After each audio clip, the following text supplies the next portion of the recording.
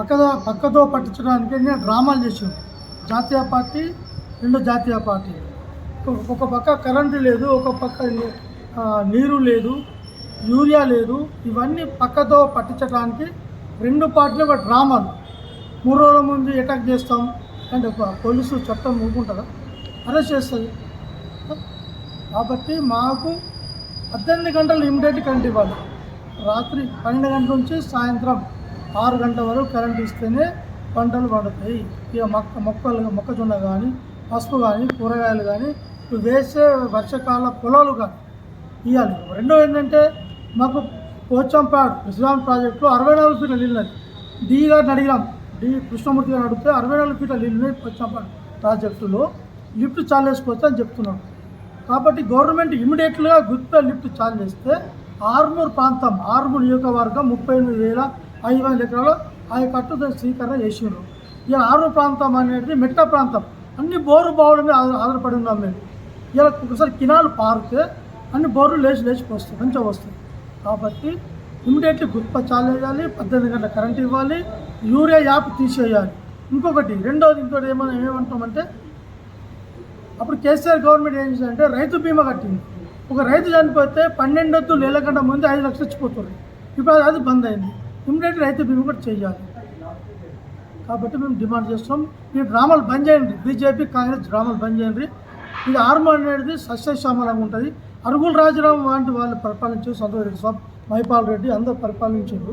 ఎప్పుడు కూడా ఆర్మూర్ ప్యాక్సిజన్ కాదు, ఇది ప్రేమగల కాన్స్టిట్యూన్సీ. కాబట్టి ఈ బంద్ చేసుకొని బీజేపీ కాంగ్రెస్ లీడర్ల బంద్ చేయండి. అభివృద్ధి చేయండి. అభివృద్ధి మేము ఎక్స్పెక్ట్ చేస్తాం. అట్లా జరిగిన సంఘటన ఏంటంటే 2 జాతీయ పార్టీలే, ఒకటి కాంగ్రెస్ పార్టీ, ఒకటి భారతీయ జనతా పార్టీ. ఈ నియోజకవర్గ ఎమ్మెల్యే అయినటువంటి రాకేష్ రెడ్డి గారు ఇటు గవర్నమెంట్ ఉన్న నాయకులు ఇద్దరు డ్రామా లెక్క నేను దొంగ అంటే నువ్వు దొంగ అన్నట్లు మాట్లాడుకొని ఇలా కొట్లాటలు పెట్టుకున్నారు. అయ్యా, మీరు కొట్లాటలు పక్కన పెట్టి ఈ నియోజకవర్గాన్ని అభివృద్ధి పంతంలో నడపండి. అప్పుడే మీరు కొట్లాడినా అభివృద్ధి చేసినా దాన్ని గుర్తుపడతారు. ఎట్లాంటి చెప్పాలా, ఎలినో ప్రభావం వల్ల రైతులకు వర్షాభావం లేక రైతులు అల్లాడిపోతుంటే ఇక నియోజకవర్గ ఎమ్మెల్యేను గవర్నమెంట్ ఉన్న వాళ్ళు కలిసి మేడిగడ్డ నుండి రివర్స్ పంపింగ్ చేస్తే పోచంపల్లి లింపితే రోజు ఒక టీఎంసీ ద్వారా లింపితే ఇప్పుడు 15 టీఎంసీలు ఉన్నాయి. ఇంకొక 30 టీఎంసీలు లింపితే 45-50 టీఎంసీలు అయితే మేము ఏదైతే 14 గ్రామాలు అప్పుడు పునర్వాస గ్రామాలు పోయి త్యాగం చేసారు మా తాతలు, మరి ఇవాళ వర్షాభావం లేకనే రివర్స్ పంపింగ్ అనేది దేనికి వచ్చింది? అప్పుడు టీఆర్ఎస్ గవర్నమెంట్ ముందు చూపుతోని రివర్స్ పంపింగ్ ఎప్పుడైనా ఇట్లా ఎనీలో కానీ ఏదైనా కరువు వస్తే రివర్స్ పంపింగ్ ద్వారా పోచంపాట్లో నీళ్ళ నింపి రైతాంగానికి ఇస్తామన్నాం. పోనీ మరి ఇప్పుడు రివర్స్ పంపింగ్ చేయొచ్చు కదా. గుత్పా అలీసాగర్ ఆయకట్టు రైతులు ఆరూరు ప్రాంతం కానీ ఆయకట్టు రైతులు ఎంతమంది ఉన్నారు, కొన్ని 1000 ఎకరాలు వండుతుండే కదా. మరి ఎందుకు గుత్ప దగ్గర నీళ్ళు లేవా, అలీసాగర్ దగ్గర నీళ్ళు లేవా? అయ్యా, ఇప్పటికైనా మీరు ఈ కొట్లాటల డ్రామాలు కాదు, ఈ డ్రామాలు మానుకోండి. ఏంటంటే మీ 2 జాతీయ పార్టీలే, నేను కాదంటలేదు.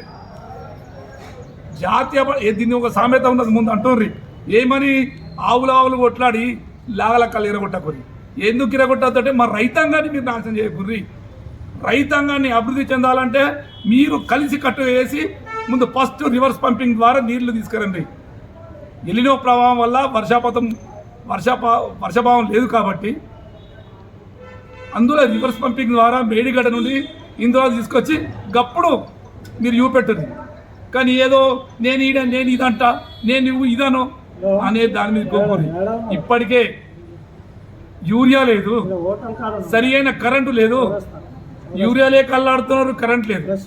రైతు బంధు అన్న పూర్తిగా కాలే, ఏదో రుణమాఫీ కూడా పూర్తిగా కాలే, ఏది లేదు.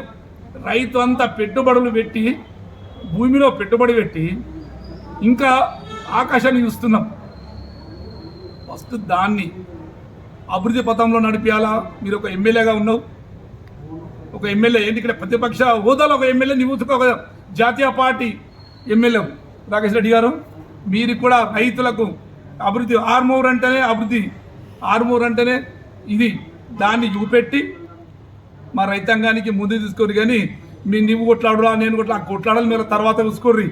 ముందు ఫస్ట్ అయితే ఈ ఎల్లిలో ఉన్నది కాబట్టి మీకు దయచేసి నేను చెప్తున్నా, ఈ రైతాంగం తరఫున ఏంటంటే మాకు కావాల్సింది ఈ రివర్స్ పంపింగ్. ఆ లిఫ్టులు ఉండే ఎందుకు మాకు మాకు 14 లిఫ్టులు ఉన్నాయి, అలీసాగర్ గుర్తే పెద్ద ఇవి ఉన్నాయి. మరి లిఫ్టులు ఉండే ఏం లాభం? అందులో ప్రాజెక్టులో నీళ్ళు లేకపోతే ఇప్పటికైనా రివర్స్ పంపింగ్ ద్వారా ఇందులో నీళ్ళు ఎత్తిపోసి ఈ ప్రాజెక్ట్ని కాపాడి, దానికే కాదు మళ్ళీ తాగడానికి నీరు కూడా లేదు ఆర్మూర్ ప్రాంతానికి. మళ్ళీ రాబోయే రోజులలో ఇదే ఇట్లా ఉంటే తాగడానికి కూడా నీళ్ళు ఉన్నాయ్యా. ముందు ఫస్ట్ దీని మీద చూపెట్టుర్రి, ఈ కొట్లాడడానికి వద్దు.